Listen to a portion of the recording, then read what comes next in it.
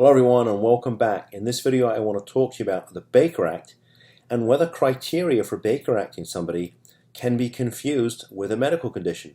So let me sort of share the example that came before us. I had a call from a mother about her daughter who had taken one of the COVID-19 vaccines and within 24 hours was exhibiting all kinds of sort of psychotic things, right? She was having problems with her speech. She couldn't walk properly. She seemed disorientated. She was sort of in and out of consciousness. And she ended up in the hospital.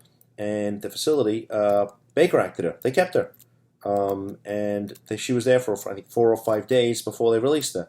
Well, so she then, about a week or 2 weeks later, I think it was, went for the second round of the vaccine injection. And lo and behold, within 24 hours, she was exhibiting the exact same symptoms that she had the first time around. Of course, nobody had sort of connected the two and nobody realized what was going on here.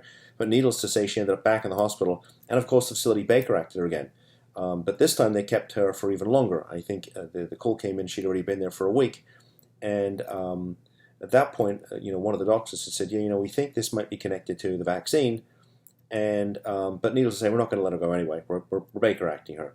And the mother said, well, why? I mean, she didn't try to harm herself. She didn't try to harm anybody else. So, what are you doing? And they said, well, look, we're going to transfer her to another facility and let them make that decision as to whether or not she meets Baker Act criteria. So she called me. She was frantic. I filed, in fact, I filed this case. I think within 2 hours of her calling me, I filed a petition for habeas corpus, which is the petition that we filed to have a judge order someone who released, and within, I think, 24 hours, she was out. And so the facility knew they'd been caught with their hand in the cookie jar. They knew that what they were doing was illegal. They were just having milking her insurance. And so look, this is sort of just one example where where a medical condition can potentially be confused with some type of mental health issue. Now, I don't for one second believe that that this woman ever met Baker Act criteria. In fact, I found some research online, which we presented to the court, which confirmed our suspicions that in fact that the COVID, one of these vaccines, and I'm not going to name it because it's really irrelevant, but one of these vaccines can cause an issue which made the person appear like they were having some type of, frankly, mental health issue.